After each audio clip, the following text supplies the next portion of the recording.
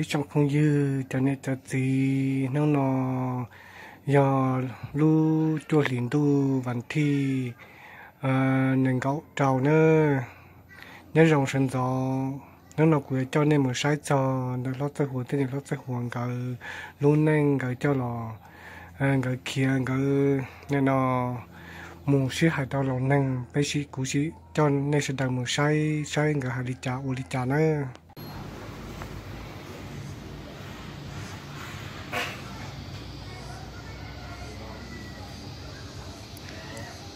tụi nó nét tê tụi tao nó này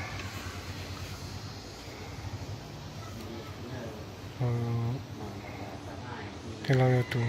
rõ ra là này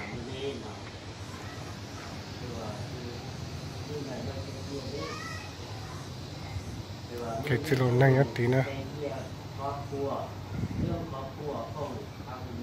tao tin nó tao năng trà nữa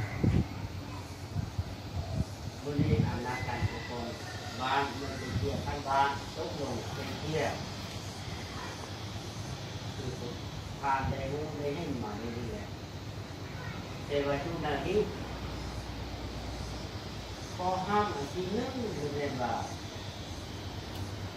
ham xây vài trà khi có sự tha làm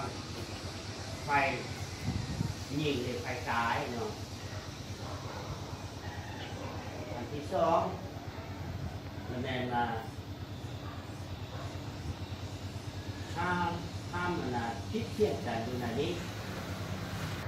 อันนี้ก็บางฝั่งก็ว่างนางก็จะสหายที่มาห่วงนี้ก็ให้ปรึกษาให้เกิดดีเพื่อศึกษาให้ทำให้เป็นครอบครัวอันนี้มาให้ไปศึกษาเนอะก็คือว่าจะมีเด็กคนนี้แหละสาธารณรัฐประชาธิปไตยประชาชนลาวทัศนภาพเป็นลาวประชาธิปไตยที่ภาพพัฒนาข้าวหลวงบอกว่าเรื่องข้าวนี้จะเปลี่ยนเป็นขั้วดีและเป็นหัวหน้าครอบครัวที่ดีให้ลูกและเมียก็ข้าวนี้ก็เปลี่ยนและสัญญาว่าจะบ่ใส่ความเมียกับลูกถ้านับตั้งแต่ข้าวนี้ได้มีปฏิญาณตนและสัญญาป้าเป้านี้ไปถ้าข้าวนี้ผู้เป็นผู้ที่ทำสัญญาเดิมบนยานที่สร้างนำกันแม่นเอาตามสัญญาครั้งที่ผ่านมาส่วนลูก4 คนแม่นให้ทั้งสองช่วยกันเลี้ยงฉะนั้นข้าพเจ้าจึงได้เขียนใบคำร้องมายังอำนาจการปกครองบ้านทุกหนึ่งจงพิจารณาแก้ไขคำร้องข้าพเจ้าด้วย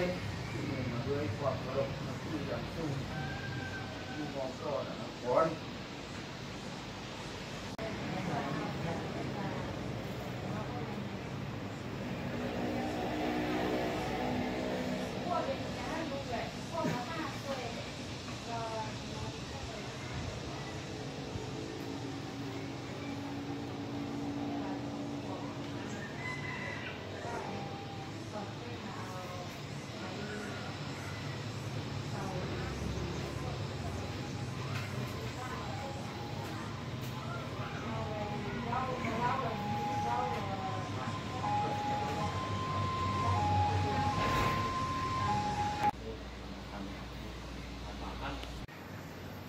ก็ยังจีบคนชื่อกูยังจีบคนชื่อก็เลยแหละที่ควรตอนนี้เรื่องเกี่ยยั่วตามบอกน้อง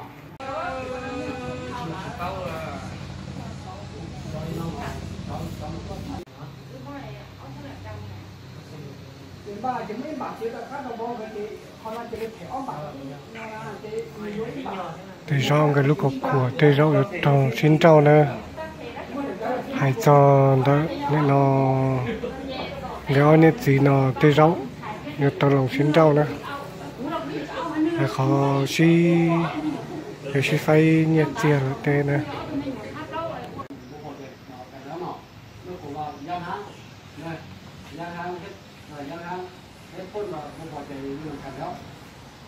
cho nên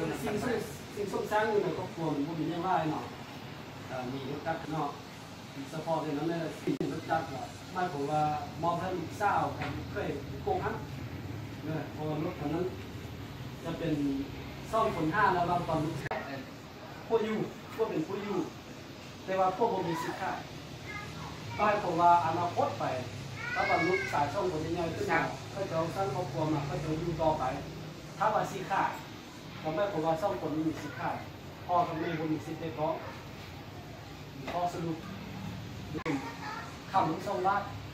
เป็นป่าบ้านมันส่งคืนให้ทางลูกเคยเป็นแบบเป็นมอบคืนให้อยู่ช่องวัดคำช่องวัดบ้านหนึ่งให้พวกบ้านหนึ่งให้เหนียวแต่ว่าอยู่บริจาคเพื่ออยู่ที่นี้รุ่นหนึ่งชินเดาแล้วนะว่าแน่นอนบุบันทึกน่าจะชินเดาแล้วนะจะเพิ่งจะยี่จะสีหน้า